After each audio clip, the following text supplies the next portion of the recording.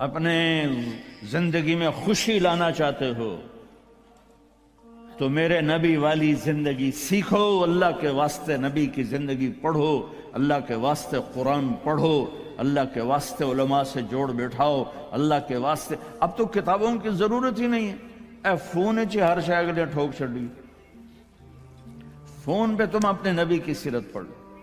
اپنے ایک بہت بڑا تاجر تھا وہاں ادھر پاکستان میں، تو ہم کھانے پہ کٹھے تھے تو اس کے فون کی گھنٹی بجی، اس نے یہاں فون لگایا اور ادھر کھانا شروع کیا، پورا آدھا گھنٹہ وہ لگا رہا، ایدے بھی تھے ایدے بھی۔ وہ میں نے کہا توڑی نہ کاروبار دا کی فائدہ، تسی تو روٹی جوگے بھی نہیں رہ گئے۔ کہا جی وہ بہت بڑا جرمنی میں مال پھنس گیا تھا تو وہ اس کے لیے پھر بڑی اہم کال تھی۔ میں کہتا وہ کرما لے تو روٹی پھر بعد ہی کھا لے، میں روٹی کھانے کے بھی قابل نہیں چھوڑا ہم۔ تو میرے نبی کی زندگی، جب آپ گھر میں ہو تو اپنی بیوی کو عزت دے، بیوی خاوند کو عزت دے، کبھی اونچ نیچ ہو جائے۔ یہ دنیا ہے، یہ جنت نہیں ہے، یہاں اونچ نیچ ہوگی۔ علی و فاطمہ سے بڑھ کے کون سا گھر لاؤں میں آپ کے سامنے؟ میرے نبی گھر میں داخل ہوئے بیٹی کے تو دیکھا آپ ذرا غمگین بیٹھی ہیں، تو آپ نے پوچھا بیٹی کیا ہوا؟ کہ جی میرا اور علی کا جھگڑا ہو گیا۔ تو آپ نے فرمایا علی کدھر ہے؟ کہا جی باہر نکل گئے۔ تو اب یہ نہیں آپ نے کہا کہ میں تو سسر ہوں، میں کیسے کہوں میں اپنے داماد کو ڈھونڈوں۔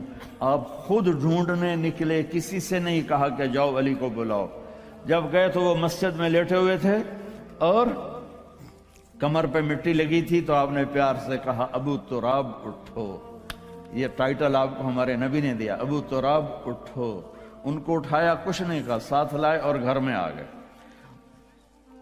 کچھ نہیں پوچھا کیا جھگڑا تھا، کیا لڑائی تھی۔ ہماری طرف دیہاتوں میں پنچایتیں ہوتی ہیں نا جھگڑے، تو وہ پوچھنے والے ہور لڑا کے کم ہور بخا دیں دن۔ ہاں بھئی تو کی آکھیا، ہاں بھئی تو کی آکھیا، اسے کہے تو میں آکھیا نہیں ہو سکا، تو آکھیا، اسے کہے تو میں آکھیا نہیں ہو سکا، تو آکھیا۔ بھئی تھے لڑائی ہو کے صلح دی بجائے ہو لڑائی ہو جاندی۔ میں قربان جاؤں، میرے نبی تشریف لائے اور آپ نے ایک لفظ نہیں بولے، اور آ کر آپ ایسے نا لیٹ گئے، زمین پر لیٹ گئے، زمین پر۔ ادھر حضرت علی کو لٹایا، ادھر حضرت فاطمہ کو لٹایا۔ اب مجھے دیکھنا، یہ ہاتھ علی کا پکڑ کے یہاں رکھا، ادھر سے بیٹی کا ہاتھ پکڑ کے یہاں رکھا علی کے ہاتھ پر، یہ دیکھ رہے ہو، اوپر آپ نے اپنا ہاتھ رکھا۔ اب یہ علی کا ہاتھ، یہ فاطمہ کا ہاتھ، یہ میرے نبی کا، اور کہا تم دونوں بولو ہماری صلح ہو گئی۔ کچھ نہیں پوچھا کیا ہوا، بکا تم کو ہماری صلح ہو گئی۔ تو دونوں نے کہا یہ ہماری صلح ہو گئی۔ تو آپ اتنے خوش نکلے کہ صحابہ بھی آپ کے چہرے کی خوشی کو دیکھ کر پوچھنے لگے یا رسول اللہ آپ تو بڑے خوش نظر آ رہے ہیں۔ تو آپ نے فرمایا میں علی و فاطمہ کی صلح کرا کے آ رہا۔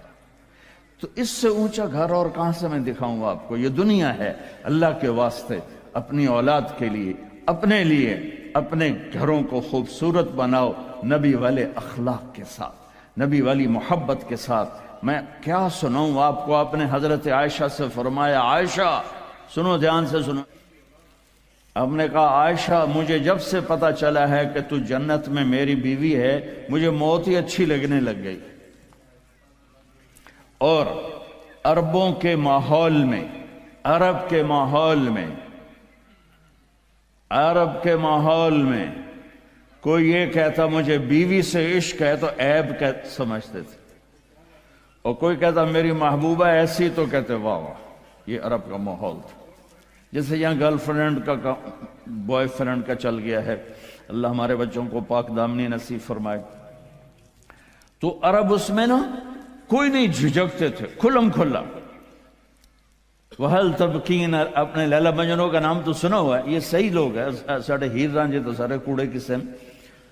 تو وَهَلْ تَبْكِينَ لَيْلَا اِذَا مِتُّ قَبْلَهَا، وقام على قبر النساء النوائح كما لو أصاب الموت ليلى بكيتها وجاد لها دمع من العين صافح. میں نے 2 شعر پڑھے، ہر شعر میں وہ لیلا کا نام لے رہا ہے، لیلا کا نام لے رہا ہے. یہ کلچر تھا عرب کا کہ معشوقہ سے محبت کا اظہار فخر اور بیوی سے محبت کا اظہار. اور تو رن مرید ہو گیا، تو زن مرید ہو گیا. یہ ماحول سمجھ میں آ گیا. اس ماحول میں ایک شخص مسجد میں آتا ہے اور ایسے محفل لگی ہوئی ہے، اور آ کر پوچھتا ہے یا رسول اللہ آپ کو سب سے زیادہ کس سے پیار ہے؟ من احب الناس الیک.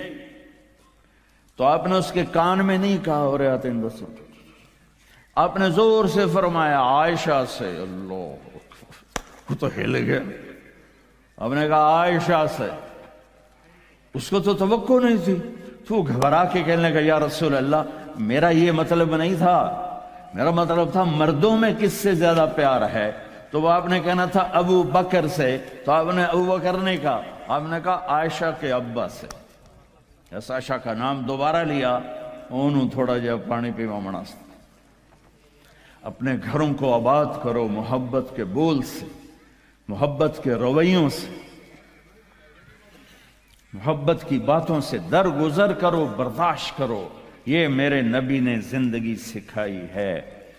حضرت عمر کا فرمان ہے ما اکرمہن الا الکریم وما اہانہن الا اللئیم.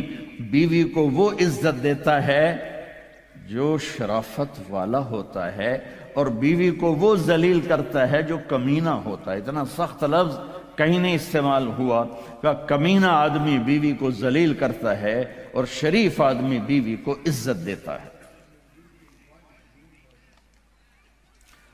تو میرے بھائی بہنوں، اللہ کے واسطے میری فریاد سنو. تمہارے گھروں کی خوبصورتی میرے نبی کی غلامی میں ہے.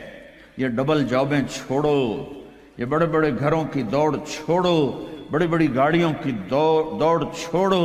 اپنے گھروں کو بچاؤ اللہ کے واسطے، چونکہ یہاں کی نسل خطرے میں ہے. پاکستان میں کوئی برے سے برا بچہ بھی ہوگا تو ایتھیسٹ نہیں بنے گا، اسلام نہیں چھوڑے گا. یہاں اسلام چھوڑ دیتے ہیں.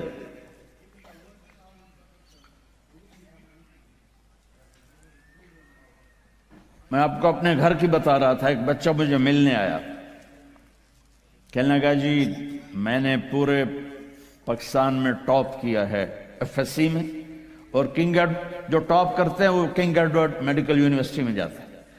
تو 2 دفعہ میں خودکشی کی کوشش کر چکا ہوں. پلز کھائیں، گولیاں، لیکن وہ زندگی تھی بچ گیا. میں نے کہا بیٹا تو چھوٹا سا ہے، تو نے یہ خودکشی کی کیوں یہ تو نے قدم اٹھایا؟ کہا جی میرے امی اور ابو اتنا لڑتے ہیں کہ ڈسہارٹڈ ہو کر میں 2 دفعہ خودکشی کی کوشش کر چکا.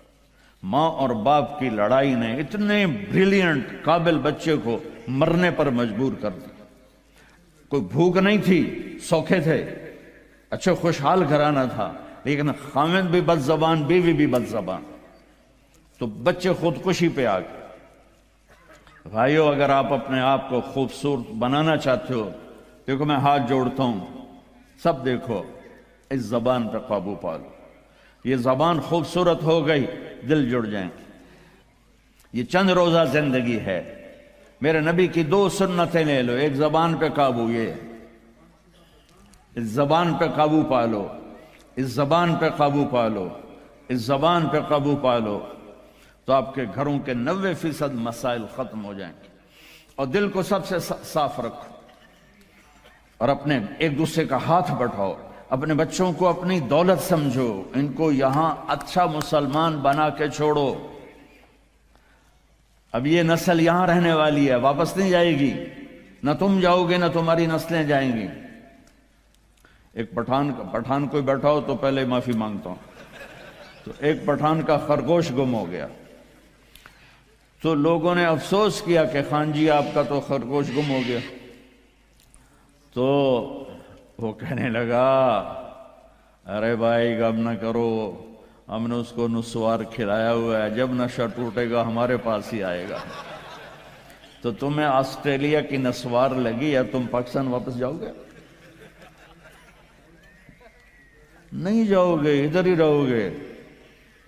لہذا یہاں اس طرح زندگی سیکھو کہ آپ کی نسلیں اسلام پہ باقی رہیں۔